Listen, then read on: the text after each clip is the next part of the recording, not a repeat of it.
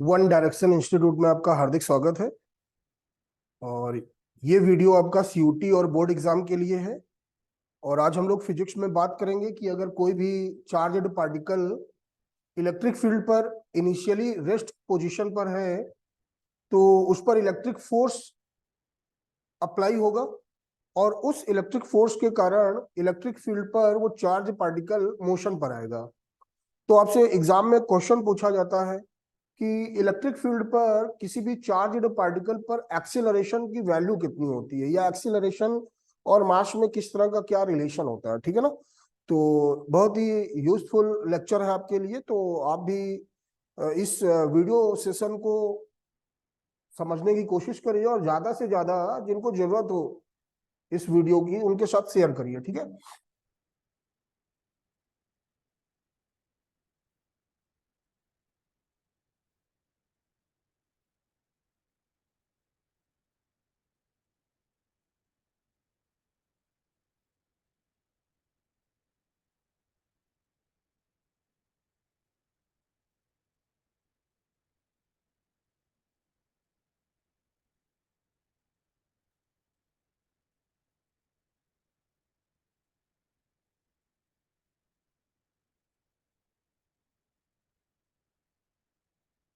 आपका एक समान वैद्युत क्षेत्र है और वहां पर कोई चार्ज पार्टिकल आपका क्या कर रहा है, मोशन पर है।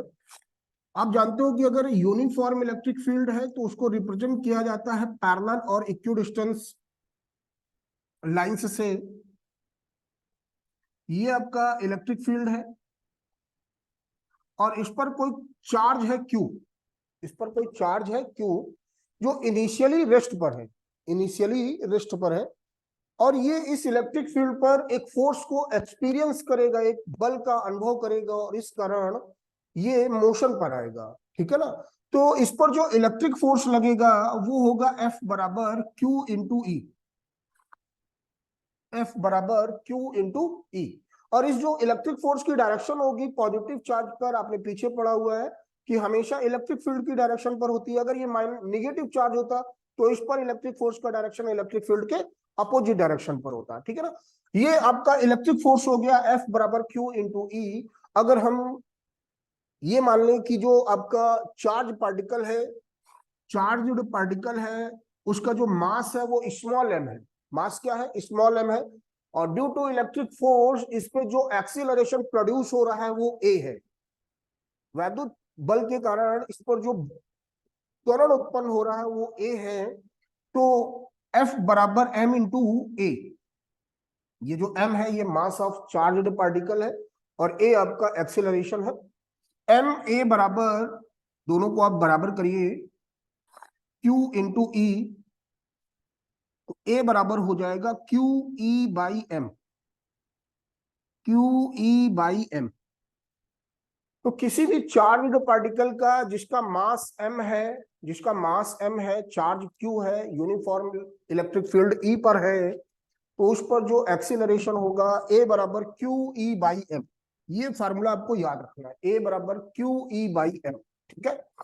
अगर हम बात करें कि दो चार्ज पार्टिकल है उन पर जो अमाउंट ऑफ चार्ज है वो बराबर है, इक्वल है, और दोनों ही charge particle same electric field पर रखे हैं, तो उन पर जो एक्सीलरेशन होगा a is inversely proportional to mass. A is inversely proportional to mass. जिसका मास कम होगा उसका एक्सीलरेशन क्या होगा, अधिक होगा। उसका एक्सेलरेशन क्या होगा, अधिक होगा। अगर हम एग्जांपल के तौर पे बात करें कि एक इलेक्ट्रॉन है और एक प्रोटॉन, एक इलेक्ट्रॉन है और एक प्रोटॉन है, ये दोनों के दोनों एक ही यूनिफॉर्म इलेक्ट्रिक फील्ड पर है। आपको बताना है कि किसका एक्सीलरेशन अधिक होगा। तो बेटा जब दोनों के लिए यूनिफॉर्म इलेक्ट्रिक फील्ड सेम है, मतलब ई की वैल्यू सेम हो गई, और हम जानते हैं कि नेचर ऑफ चार्ज दोनों का अलग अलग है, एक पॉजिटिव है और एक निगेटिव है, लेकिन जो अमाउंट ऑफ चार्ज है वो दोनों पर सेम होता है। तो इलेक्ट्रॉन और प्रोटॉन की बात करें तो उसके लिए ए प्रोपोर्शनल टू 1/m बिल्कुल एप्लीकेबल है। अगर हम बात करें ए ई अपॉन ए पी, ये आपका ए ई जो है वो एक्सेलरेशन ऑफ इलेक्ट्रॉन है, जो ए पी है वो एक्सेलरेशन ऑफ प्रोटॉन है। उसको आप राइट कर सकते हो mp अपॉन me, mp/me। और हम सभी जानते हैं कि जो इलेक्ट्रॉन का मास होता है वो 9.1 इंटू 10⁻31 kg होता है, और जो प्रोटॉन का मास होता है 1.67 इंटू 10⁻27 kg होता है। मतलब जो मास ऑफ प्रोटॉन है is greater then mass of electron. जो प्रोटॉन का मास है वो इलेक्ट्रॉन के मास से क्या है, अधिक। इस वजह से जो एक्सीलरेशन ऑफ इलेक्ट्रॉन है is greater than acceleration of proton. ठीक है ना। तो ये याद रखना है कि जो इलेक्ट्रॉन का एक्सीलरेशन होता है वो प्रोटॉन के एक्सीलरेशन से क्या होता है, अधिक होता है। ठीक है। तो हम किसी भी चार्ज्ड पार्टिकल का एक्सीलरेशन इस फार्मूले की सहायता से यूनिफॉर्म इलेक्ट्रिक फील्ड पर कैलकुलेट कर सकते हैं। दो डिफरेंट डिफरेंट चार्ज पार्टिकल होंगे, अगर वो सेम इलेक्ट्रिक फील्ड पर रखे हैं उन पर अमाउंट ऑफ चार्ज अलग होगा, उनका मास अलग होगा। अगर उनके हम एक्सेलरेशन का रेशियो निकालना चाहें तब भी इस फार्मूले का प्रयोग कर सकते हैं। ठीक है। इसके बाद इसके बाद अगर हमें वेलोसिटी निकालनी है,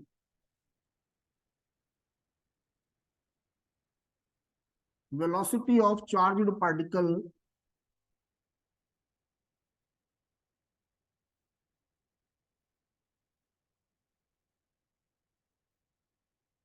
कि जो आपका आवेशित कण है उसका वेग क्या होगा, उसका वेग क्या होगा। तो हम सभी लोग जानते हैं कि जो चार्ज्ड पार्टिकल है उसका जो मास है वो m है, मास m है, और उस पर जो अमाउंट ऑफ चार्ज है q है। अमाउंट ऑफ चार्ज क्या है, q है। तो उसकी जो काइनेटिक एनर्जी होगी, काइनेटिक एनर्जी होगी वो आपका होगा half m v square, half m v square. यहाँ पर जो v है वो वेलोसिटी ऑफ चार्ज पार्टिकल है। और अगर किसी भी पार्टिकल को एक्सीलरेट करना है, त्वरित करना है, तो पोटेंशियल डिफरेंस या एक्सीलरेटेड पोटेंशियल अप्लाई करके उसको आप एक्सीलरेट कर सकते हो। तो यहाँ पर अगर हम पोटेंशियल डिफरेंस के टर्म में काइनेटिक एनर्जी की वैल्यू लिखें तो वो होगा Q into delta we, Q into delta we. ये जो स्मॉल v है वो स्टैंड कर रहा है वेलोसिटी के लिए, और डेल्टा वी आपका स्टैंड कर रहा है पोटेंशियल डिफरेंस के लिए। अगर इनको बराबर कर दिया जाए तो हाफ एम वी स्क्वायर बराबर टू इंटू डेल्टा वी, यहाँ से v बराबर हो जाएगा under root 2q delta v by small m।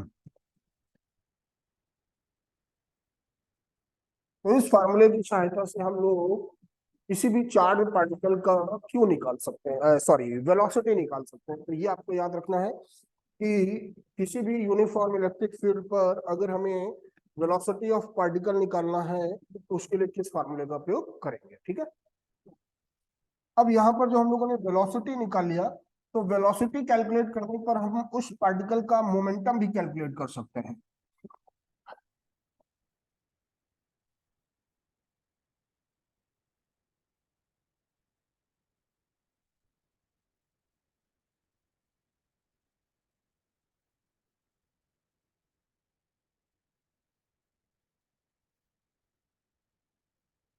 Momentum भी कैलकुलेट कर सकते हैं।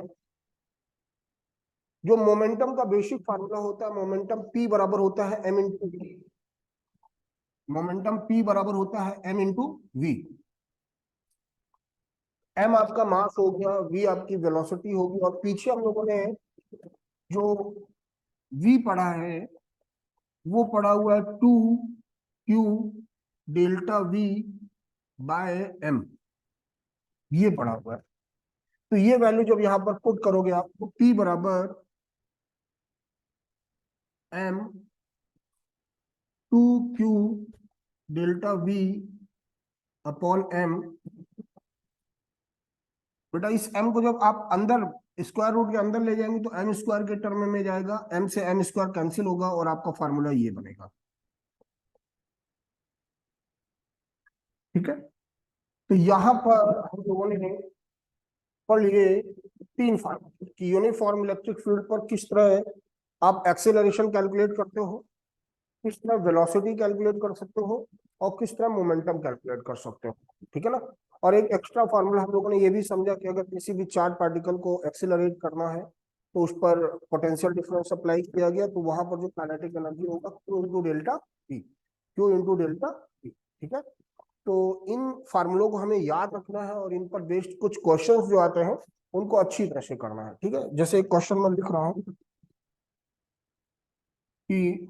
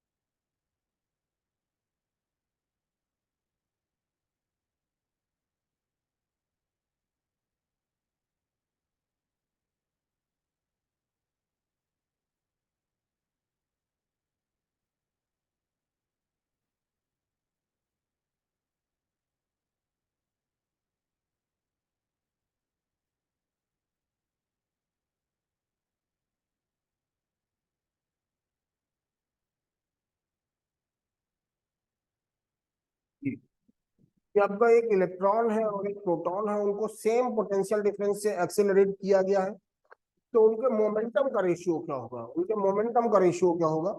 तो वो मोमेंटम का हम लोगों ने फार्मूला पढ़ा है,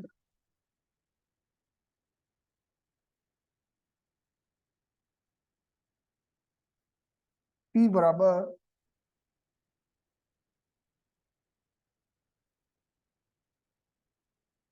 ये।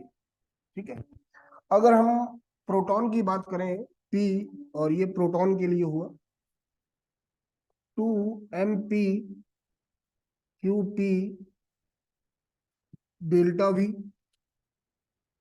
PE 2 ME QE delta V, क्योंकि क्वेश्चन में दे रखा है कि दोनों के लिए जो पोटेंशियल डिफरेंस है वो सेम है। अब हमें रेशियो निकालना है, PP अपॉन PE।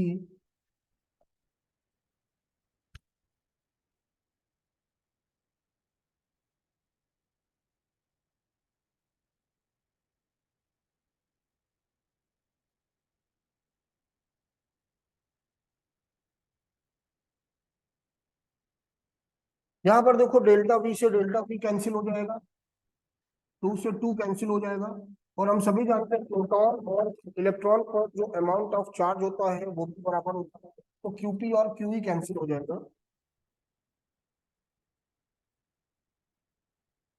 तो ये आपका हो जाएगा MP upon ME, P upon ME। तो ये किसी भी इलेक्ट्रिक फील्ड पर जब इलेक्ट्रॉन और प्रोटॉन को एक्सीलरेट किया जा रहा है तो उस समय प्रोटॉन और इलेक्ट्रॉन के मोमेंटम का रेशियो है। तो ये सभी चीजें आपको ध्यान से देखनी थी कि एक्सेलरेशन और इस तरह किस तरह हम लोग कैलकुलेट कर सकते हैं। ओके।